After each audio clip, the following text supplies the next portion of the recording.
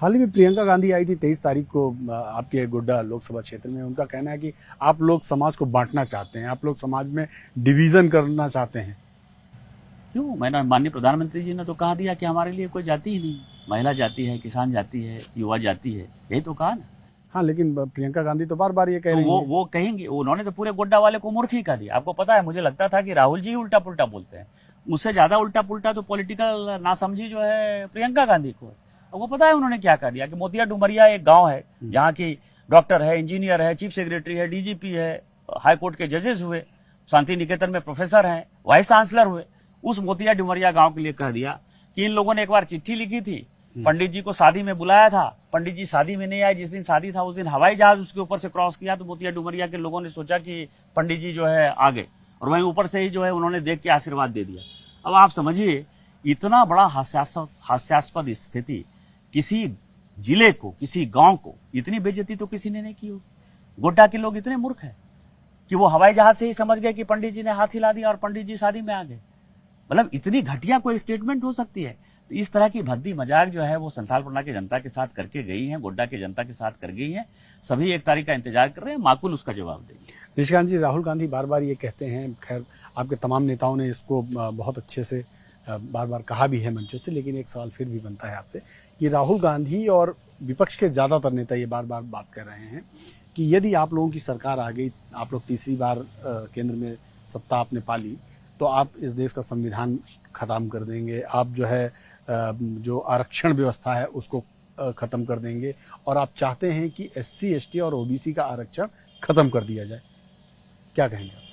OBC को reservation कब मिला? वो तो आपकी सरकार में, जब बीपी सिंह की सरकार को हम मदद कर रहे थे तब। माननीय मोदी जी जब प्रधानमंत्री हुए तो ओबीसी कमीशन को संवैधानिक दर्जा हुआ। इतने दिनों से जो है लड़ाई चल रही थी, पिछले 50 साल से लड़ाई चल रही थी। केंद्रीय मंत्रिमंडल में ओबीसी का सबसे ज्यादा रिप्रेजेंटेशन जब माननीय मोदी जी प्रधानमंत्री बने तब 29 लोग हैं। माननीय मोदी जी कायदे से पहले पिछड़े देश के प्रधानमंत्री हैं। अब आप समझिए कि पिछले 10 साल में हमने एक बार भी 356 लगाया है, किसी राज्य सरकार को बर्खास्त किया है? आपने कम से कम सैकड़ों बार जो है राज्य सरकार को बर्खास्त किया। बाबा साहब की आत्मा को जो है आपने मार दिया। आपने उसमें से सेकुलर और सोशलिस्ट शब्द जोड़ दिया। जो प्रियम्बल था, संविधान का प्रियम्बल, संविधान की मूल भावना को किसने छेड़छाड़ किया? आपने किया। 75 में जब आप डिस्क्वालीफाई हो गई तो आपने न्यायपालिका को ऐसा धक्का दिया कि 10 जज को बाईपास करके सुप्रीम कोर्ट का जज किसी को बना दिया, जजों को सैक कर दिया। शेड्यूल कास्ट और शेड्यूल ट्राइब के ऐसे कानून बनाए जो सुप्रीम कोर्ट ने स्टेप डाउन कर दिया। तो 2016-17 में सुप्रीम कोर्ट के आदेश को हमने पलटा। माननीय बाबा साहब अंबेडकर के जो पंच तीर्थ थे, जहां वो पैदा हुए, जहां उनकी मृत्यु हुई, जहां उन्होंने पढ़ाई की या जहां उनका जीवन बीता, उसके लिए जो है किसने पहल किया? हिंदू मिल हम लोगों ने खरीदा। इंग्लैंड का जिस मकान में वो रहते थे वो हमने खरीदा। चैत्य भूमि का डेवलपमेंट हमने किया। आप देखिए, जनपथ पर विज्ञान भवन के बाद यदि सबसे बड़ा ऑडिटोरियम हमने बनाया तो अंबेडकर के नाम पर, अंबेडकर जी के नाम पर हमने जनपथ पे बनाया।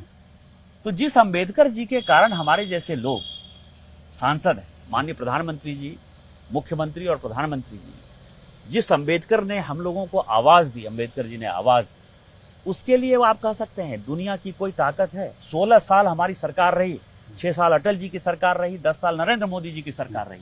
जब हमने आज तक संविधान के किसी चीजों के साथ छेड़छाड़ नहीं किया, तो आपके कहने से सर्टिफिकेट की आवश्यकता है? इनके पास कोई मुद्दे नहीं है, क्योंकि अपने दिल से जानिए पराये दिल का हाल। 75 में इमरजेंसी आपने लगा दिया, 356 का उपयोग कर लिया, सेकुलर शब्द और सोशलिस्ट शब्द उसमें जोड़ दिया, संविधान आपने बदला है, SC ST कानून को आपने कमजोर कर दिया। इस कारण से उनको लगता है कि संविधान कोई और नारा तो है नहीं। अब तो पिछले 10 साल में हमने क्या किया उस काम पर तो आप जाना नहीं चाहते हैं। दूसरा, आरक्षण, जहां तक सवाल है, आरक्षण इस देश की रियलिटी है। दुनिया की कोई ताकत किसी भी प्रकार के आरक्षण को हटाने की तो बात छोड़िए, वो कम भी नहीं कर सकती है। इसके लिए माननीय प्रधानमंत्री जी, माननीय राष्ट्रीय अध्यक्ष जी, हमारा घोषणा पत्र, अमित शाह जी रोज कह रहे हैं। इसलिए किसी के सर्टिफिकेट की आवश्यकता नहीं है। दोनों नारे ऐसे हैं कि मुद्दे से भटकाओ। ये चाइना और अमेरिका के सहयोग से जो लोग भारत के मजबूत प्रधानमंत्री को नहीं देखना चाहते हैं और उनको एन केन प्रकारेण हटाना चाहते हैं, तो इस तरह के नैरेटिव्स को सेट करना चाहते हैं। लेकिन उनको पहले मणिशंकर अय्यर के बयान पर जवाब देना चाहिए, जयराम रमेश के बयान पर जवाब देना चाहिए, और सेम पित्रोदा के बयान पर जवाब देना चाहिए कि आपकी मानसिकता संविधान बदलने की है कि हमारी मानसिकता संविधान बदलने की। निष्कांत जी से जुड़ा अंतिम सवाल है मेरा, चूंकि क्या आपको लगता है कि SC ST और OBC के लोगों में डर पैदा करके वोट लेने की साजिश है ये? निश्चित तौर पर उनको डराने की साजिश है। आप समझिए कि 2014 में भी संविधान बदल रहा था, भारतीय जनता पार्टी 2019 में भी यही मुद्दा था और 2024 में यही मुद्दा है ही नहीं उनके पास। और काठ की हांडी जो है एक बार चढ़ती है, बार बार नहीं चढ़ती है। 2019 में ये चढ़ गई, अब ये दोबारा नहीं होने वाला है और इस बार 50 से भी कम सीट कांग्रेस जीत कर आएगी।